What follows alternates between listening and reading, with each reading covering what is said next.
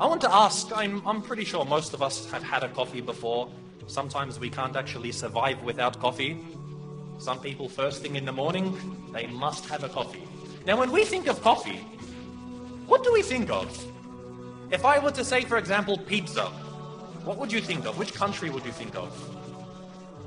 Italy. If I was to say sushi, what would you think of?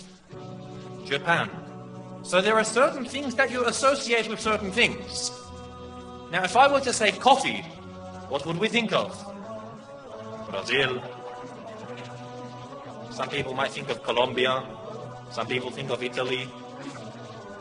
However, I just want to look a little bit first at the history of coffee.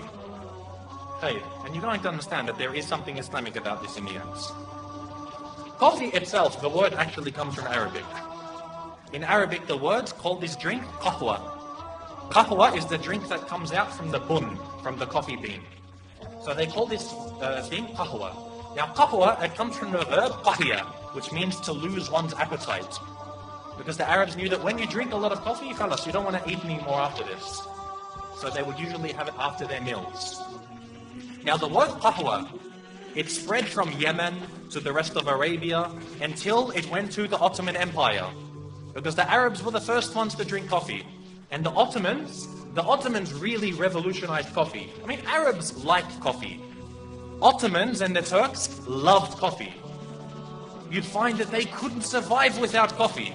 This was every single Ottoman would be drinking it, to the point that many of the scholars of the Ottoman Empire, they stipulated that, of course, as we know as Muslims, a man has to spend on his wife. He has to supply her with a house, with food, with clothing. Otherwise, if he can't do this, it's grounds for divorce. Now, the Ottoman fuqaha also specified that he must give her enough coffee. Otherwise, it was enough to call for a divorce.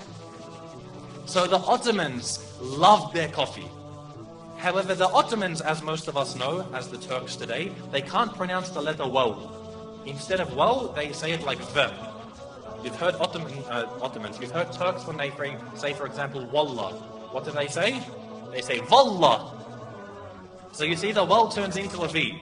This is common in their speech. So the word qahwa, they couldn't say qahwa. So they started to call it kahva. Now, kahva, when it began to spread, when the Ottoman Empire was attacking a lot of the nations of Europe, there was a specific time. It was actually the last instance of offensive jihad in our ummah. This was the last time in the history of our ummah that the Muslims made an offensive jihad, when the Ottomans were attacking Austria. So they were attacking Austria and Poland, who were united at that time. Now they were defeated in this battle, it was called the Second Siege on Vienna. So when they were defeated, as you know, when you leave the battlefield, you leave behind all of your things, the ghanima, your weapons, your treasures. And part of their ghanima, of course, was their coffee. Because even the Ottoman army, everywhere they went, they had coffee and people to make their coffee.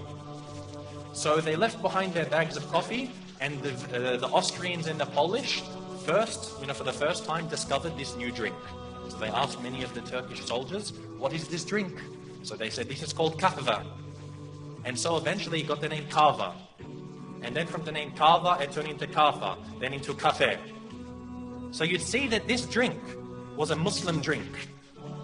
You see that this drink was a Muslim drink. For a long time, the Pope forbade Christians from drinking this. The Pope, he gave like a fatwa, and he said Christians are not allowed to drink coffee. It is haram for them. Until a while later, one of the later popes, he decided to reverse this decision. He got a bag of coffee and he baptized it in the church. So he said now coffee is a Christian drink. Now this story, the reason why I mentioned this is, as I said, when we start to introduce history, I like to suggest that we know nothing. Every day we drink coffee. Most of us won't even know about this. It's Islamic history. When there was a point that just drinking coffee could get you thrown out of the Catholic Church. You'd be accused of being a Muslim. Nowadays, everyone drinks coffee, but very, very few people know about this history.